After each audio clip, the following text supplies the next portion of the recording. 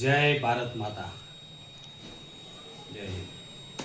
તો મિત્રો, આજે આપણે 26મી જાન્યુઆરી છે, તો મારી જાહેર જનતાને ખાસ જણાવવું કે આપણો નેતા કેવો હોવો જોઈએ।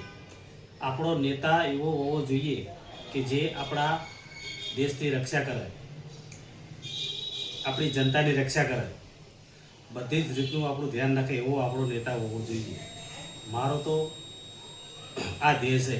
તો મિત્રો, તમારો કેવો નેતા હોવો જોઈએ, તમારે કેવો નેતા જોઈએ છે એ તમે તમારે ચૂનવાનો છે, કારણ કે તમે એક ભારતના નાગરિક છો, બરાબર।